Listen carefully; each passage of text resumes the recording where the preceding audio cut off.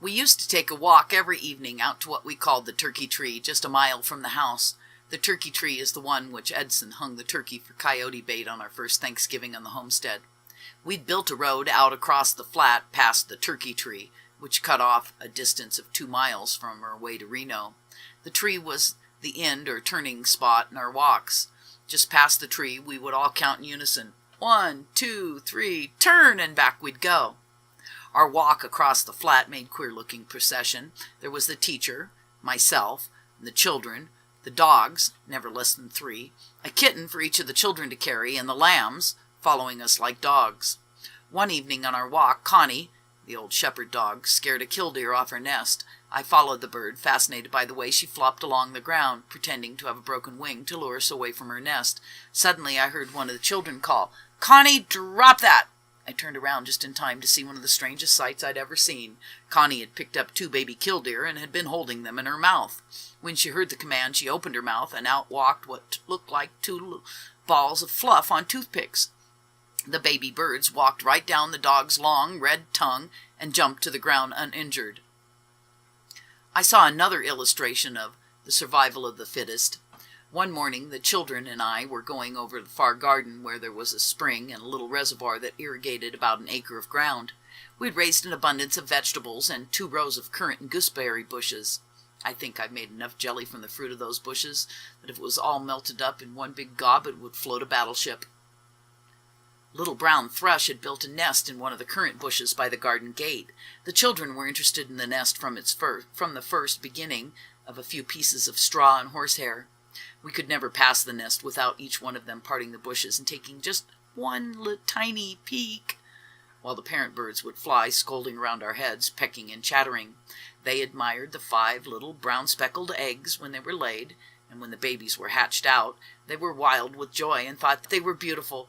A child's stretch of imagination, for with my notions there was nothing uglier than a newly hatched bird.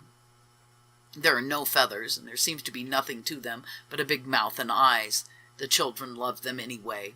One morning, as we were on our way to the garden, but still some distance away, we heard the old birds making an awful chatter, and knew there was something after the babies. Albert says, "Mama, if it's a gopher snake after our birds, may we kill it?" He asked permission, for we earlier resolved not to kill gopher snakes. I gave him permission, and away they went much faster than I. Sure enough, it was a gopher snake. It had gathered several currant stalks together and wrapped its body around them like stripes on a barber pole. It crawled up the stalks until there was about 12 inches of its body free so that it could sway over the nest and gulp down the birds. Albert chopped the snake's head off with a garden hoe, and there was mute evidence of his deed. There were 2 big lumps about halfway down the length of his body where he was digesting the 2 little birds. There was another bird in his mouth that dropped out uninjured when Albert cut off the snake's head. The children picked up the baby, and after each one had fondled it, they put it back in the nest. All 3 of the remaining baby birds grew to maturity and flew away. This was queer little insight into nature that only we of the great open spaces have access to and have the pleasure of seeing. About 1920, we had a very early spring, and the grass was in abundance all over the hills. But as early grass is weakening to the cattle, we were still feeding them on hay, opening the gate only occasionally to let them graze on the new grass. One day, 2 of our heavy heifers strayed away and enjoyed the grass so much they didn't come back to feed on hay. I began riding out to look for them. They had already calved when I found them and were thin and weak and needed feed. As a range cow always hides her calf for a few days, I made several unsuccessful rides trying to find the cows and their calves together. Being determined to get them in to feed, I started out one morning just before daylight to where they were ranging 7 miles from home. As I rode along in the early dawn, the lovely pink rays of sunrise tipped over the crest of Dogskin Mountain. Soon as I reached a little meadow, where there was a few acres of grass topped on the upper side by a snowbank that was melting and running down in little rivulets into the meadow. When I first arrived, everything was quiet and still. I stopped my horse and sat in the stillness, rejoicing in the beauty of nature. An old hymn came to my mind called "In the Silence." "In the beauty and stillness I find sweet repose when God and my soul are alone." I sat fascinated, watching the sun come up while all nature awakened. I saw a wild crocus come into full bloom. It had come through the snow, with its stem doubled up, just as a bean pushes through the earth. Slowly, as I watched, the stem began to straighten, and one end broke loose from the ground. The tiny flower raised its head, while one petal after another unfolded. When the stem was fully straightened, the flower was in full bloom. All around me things were awakening and coming to life.